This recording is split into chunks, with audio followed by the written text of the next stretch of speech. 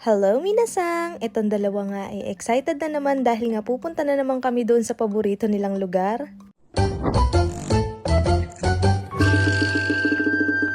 Naku, GGSS na naman si Inday ninyo dahil nga minsan lang nga nakakapag-ayos, pagbigyan nyo na. Dahil nga po kami ni Miyuki, Sabado-Linggo lang nakakalabas kapag wala nga lang pumasok si RM. Bago nga po kami umalis, eto't magpapagas na muna kami at dito nga po pala sa Japan, mag-isa ka lang po magagas at wala pong mga staff. Karamihan na nga rin pala po dito sa Japan, hindi na po sila halos gumagamit ng cash tulad dito ni RM na halos cellphone na po ang ginagamit niya pambayad. Ayan na nga po't maglalagay na po si RM ng gas at halos karamihan talaga po dito ganyan na lahat, ikaw mismo ang maglalagay. Nung makarating na nga po kami dito sa lalaruan nila kuya, eto tag-selfie na muna kami dahil nga ang tagal ni daddy nila. Eto dalawa ko nga pong chikiting napaka-excited na nga po at hindi na talaga sila mapakali. Basta talaga dito sa palaruan talagang super excited yung mga yan.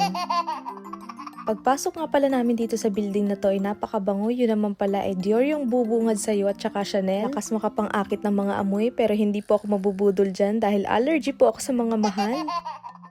Diretso lakad nga lang pala kami dyan dahil nga dito kami sa kabilang kalsada talaga pupunta. Ewan ko ba dito kay RM kung bakit dun pa talaga siya nagpark. Ang lakas makapang-akit ng mga amoy. Paano ba naman? Ang babango talaga kasi. Eto na nga't nakarating na nga kami dito sa lalaruan nila kuya at dito nga po kami lagi naglalaro dahil napakamura nga dito kumpara sa mga Ion Mall. Eto nga nagbabayad na si RM at ang bata nga po dito ay 300 yen lang at ang matanda naman po ay 200 yen lang. Kaya sulit na sulit talaga dahil 1 hour and a half na rin po yun maglalaro yung mga bata. Gustuhan nga namin dito dahil napakamura nga ng bayad at napakahaba ng oras na pwede silang maglaro. Papasok na nga kami at as usual, kailangan natin tanggalin yung ating mga tsinelas at saka sapatos. Excuse po sa aking sunog na paa dahil nga lagi kong suot-suot tong Crocs ko kaya ayan, ang sunog niya ay yung ibang parte lang.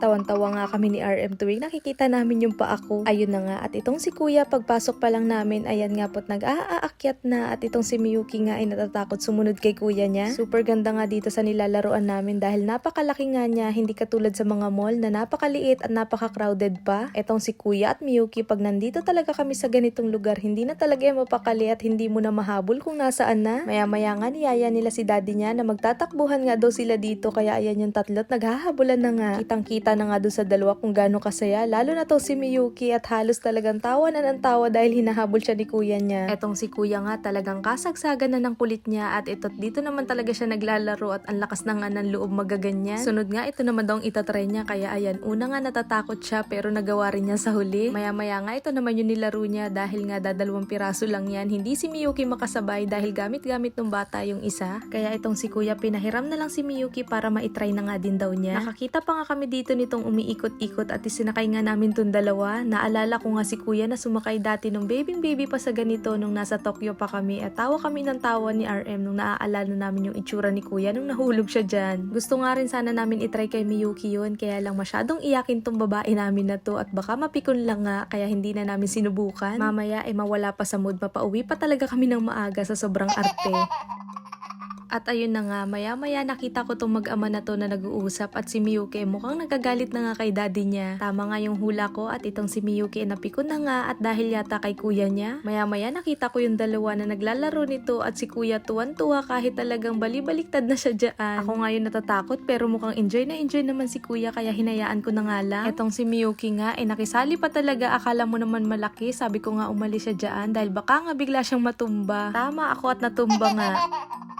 Si kuya nga pinunasan ko na agad ang likod dahil basang-basa na nga agad yung damit niya ng pawis. Maya-maya nakisali na nga ako dito kay kuya ng laro dahil nga napansin ko na parang ang ganda nitong laruin kaya ito't nakiisip bata na nga rin ako. In fairness, nag-enjoy rin talaga ako dito sa palaruan na ito at maya-maya nga itong si kuya nakisali dito sa mga bata nitong talon-talon na ito. Napakarami talaga ditong pwedeng laruin kaya naman itong si kuya at Miyuki enjoy na enjoy talaga silang maglaro dito. Kinagandahan pa nga dito, hindi siya masikip dahil napakalaki nitong palaruan na ito kaya nakakapaghabulan pa sila. Sinulit nga din pala namin dito yung laro nila dahil hanggang 5:30 lang din dito sa palaruan na to kaya maya-maya bago nga kami umuwi nag-CR na muna kami. At tingnan nyo naman po pagpasok ko napakalinis talaga at may toilet pa nga ng pambata at napaka-cute-cute talaga. Maya-maya nga paglabas namin tinaguan namin si kuya at saka si Miyuki at tingnan nyo nga po yung mga naging reaction nila.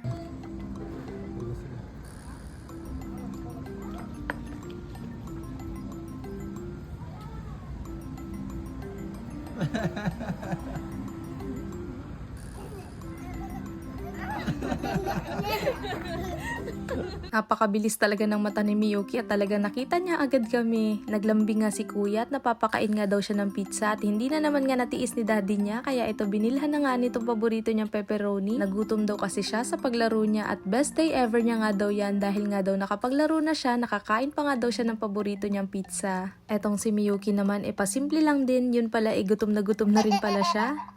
O siya, yun lang minasang. Thank you po palagi sa panonood ng aming mini vlog. Salamat! Bye!